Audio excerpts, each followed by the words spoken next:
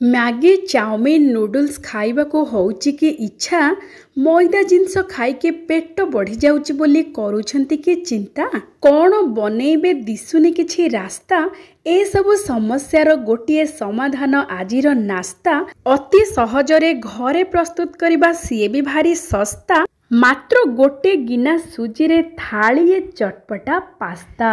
दर्शक बंधु समस्त को करुछि मु प्रणिपात मा गेलु हांडीशाला को आपण मानको बहुत बहुत स्वागत।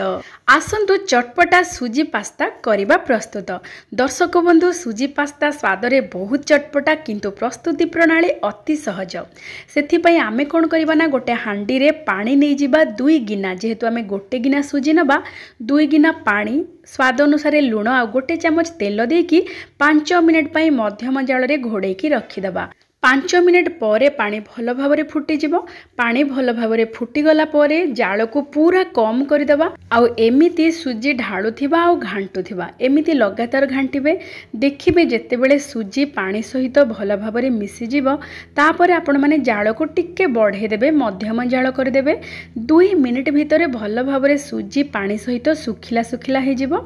तापरे आउ टिके कम जाल करिकि आउ 2 मिनिट पई भल भाव जंती देबे। जेतेबेले देखि जंतणी हांडी छाड़ाक लगुच से पर्यंत जंती देबे बहुत शीघ्र प्रस्तुत हो। तापरे आमे ताकू घोड़े की 5 ରୁ 7 मिनिट पई छाड़ीदबा। 5-7 मिनिट परे सुजी जंतणी को गोटे बड़ थाली को बाहर करदबा आउ अल्प टिके चकटी दबा। जेहेतु सुजी जंतणी आमर पूरा पूरी नरम होकी प्रस्तुत होईची माप आपण माने ध्यान रे रखिकी जंतीबे। गोटे सुजी पई 2 गिना पानी नेबे। एमिति जंतणी पूरा पूरी नरम होकी प्रस्तुत हबो। तापरे आमे एमिति छोट छोट गुळा बाहर करबा ए सुजी जंतणी रो।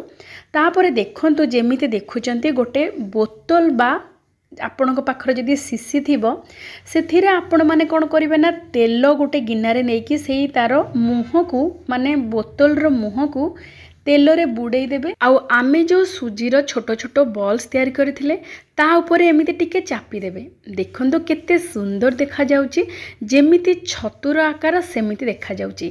आमे सबु एमिति सुजी बॉल्स को छतु आकार देके एमिति गढ़ी दबा।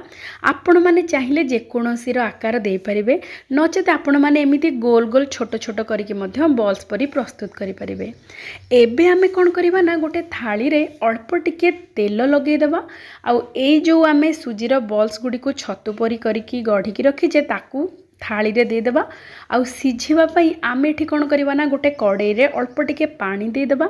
आउ हमर सॉस पई आमे एठी नै जो 2टी सुखिला लंका आउ 2टे टमाटो एमिति देकी गोटे स्टैंड टे रखी दबा। ता ऊपर हमर ए जो सुजीर बॉल्स थाली को रखिकी गोटे बड़ थाली टे घोड़े दबा। घोड़े की मध्यम जाल रे मात्र 5 मिनिट पई छाड़ी दबा। मात्र 5 मिनिट भितरे ए सुजीर छोट छोट बॉल सबु बढ़िया भाव रे सिझिकी पूरा नरम हो जाइथिबो। आउ ता सहित सुखिला लंका टमाटो मध्य भल भाव रे सिझी जाइथिबो।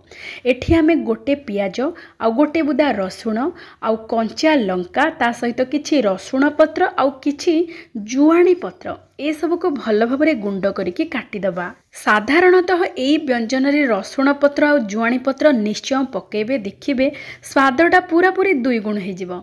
एबे देखंतु 5 मिनिट भितरे हमर सुजी बॉल्स जो छतु परी आमे गढ़ी की रखिथिले पूरा पूरी नरम हे जाइची। देखंतु केते नरम हेची पूरा पाटी रे पकेले मिलई जिवो एते नरम। हमर पास्ता एठी सिझी जाइची। एबे ताको टिके कड़रे रखिदबा। आउ सुखिला लंका टमाटो को एठी हमें बाटी दबा। सेथि पई टमाटर चोपा को छड़े देबे। जेहेतु हमें टमाटो को सिझेइथिले भल भाव रे चोपा आराम रे छाडी जिवो। तापरे हमें टमाटो आउ सुखिला लंका को पूरा पूरी चिकण करके बाटी दबा। एमिति आपण माने जदि प्रस्तुत करिवे ना आपण मानको tomato sauce chilli sauce soya sauce किछि भी व्यवहार करबा को पड़िबोनी। एमिति घरे थिवा जिंस रे आपण माने प्रस्तुत करि परिबे पूरा चटपटा सुजी पास्ता। एबे आमे कड़ाई रे दे दबा गोटे चामच तेल आउ अल्प टिके बटर देले बहुत बढ़िया बास्ना आसीबो आउ बहुत बढ़िया स्वाद मध्य लागिबो। तेल आउ बटर भल भाव रे गरम हो गला परे आमे एठी कटा पियाज कटा रसुण आउ कटा कंचा लंका पकेके टिके 2 मिनिट पई कम जाल रे भाजी दबा। बेसी बादामी करके भाजीबानी अल्प टिके समय भाजी सारिबा परे आमे जुआणी पत्र आउ रसुण पत्र ये पकईदबा। रसुण पत्र आउ जुआणी पत्रर बास्ना एते बढ़िया लगिबो, पूरा स्वाद दुईगुण करदेव। पास्ता रे रसुणर फ्लेवरटा बहुत बढ़िया लगे, बेसी तार फ्लेवर आसे, से आपण मैंने पियाज पत्र न पकईकि एठी रसुण पत्र पकेबे, बहुत बढ़िया लगिबो।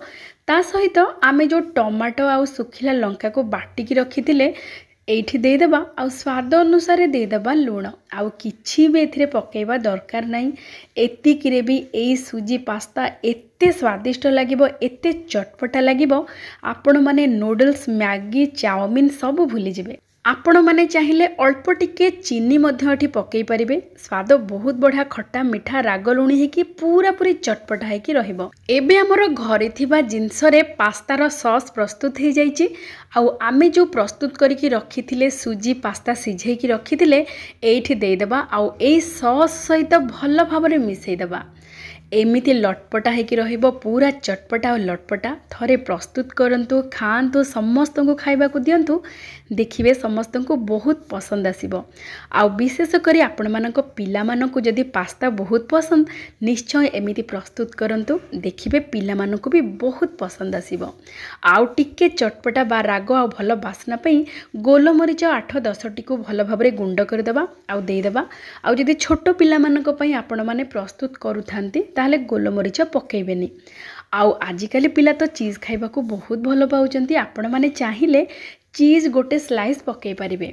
आपण मानको इच्छा चीज न पकेइले भी चलिबो, बहुत स्वादयुक्त, किंतु चीज पकेइले पिला माने टिके बेसी आग्रह रे खाइबे। चीज पकेइके टिके समय पई घोड़े देबे 1-2 मिनिट पई, तापरे देखिबे चीज भल भाबरे टिके मेल्ट हो जिवो। आउ एमिते गरमा गरम खाइबा को दियंतु सुजी पास्ता, देखिबे समस्ते खाइकी बहुत खुशी हो जिवे। बाहरर मैगी, चाउमिन, नूडल्स अपेक्षा 100 गुण रे हेल्दी आउ टेस्टी सुजी पास्ता आपण माने घरे प्रस्तुत करंतु। एते स्वादिया जे आपण माने सप्ताह को 3-4 थर निश्चय प्रस्तुत करिकी खाइबा को देबे आपण मानको पिला मानको, आउ आपण मध्य खाइबे। तेबे आपण मानको विनम्रतार सहित अनुरोध, आजिर प्रस्तुति केमिति लागिछि निश्चय मतामत देबे। तेबे आजि पई एतिकी, पुणी देखा हवा आउ गोटिए चलचित्र रे आउ गोटिए व्यंजन सहित। जय जय जगन्नाथ।